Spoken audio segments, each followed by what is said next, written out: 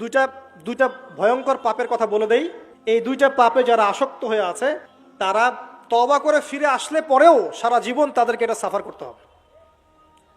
কথা বুঝতে পারছেন না? তওবা করে ফিরে এসেছেন মনে করেন, তারপরেও আপনাকে সারা জীবন এই পাপের ফলটা ভোগ করতে হবে। এক, মাদক দ্রব্য দীর্ঘদিন সেবন করেছেন, তওবা করেছেন, ফিরে এসেছেন, আল্লাহ হয়তো মাফ করে দিয়েছেন, আল্লাহ পাক মাফ করে দিয়েছেন, বাট আপনি আপনার দেহের যে ক্ষতিটা করে ফেলেছেন এটা পোষাতে পারবেন না। এক নাম্বার। দুই, তখন আপনি যদি বিয়ে করেন আপনি স্ত্রীকে সন্তুষ্ট করতে পারবেন না। হ্যাঁ। দুই নাম্বার হচ্ছে এই যে গোপনে যুবকরা যে পাপটা করে, মাস্টারবেশন, যেটাকে আমরা বলি হস্তমৈথুন, এই পাপ যেসব যুবকরা করছে বা করে, এবং অ্যাভেলেবেল এই পাপটা সবাই করে, কারণ এখন পর্নের যুগ, পর্ন দেখলে তো আর কোনো উপায় নাই, তখন তো এই পথেই যেতে হচ্ছে, নিজের উপরে নিজেকে জুলুম করতে হচ্ছে।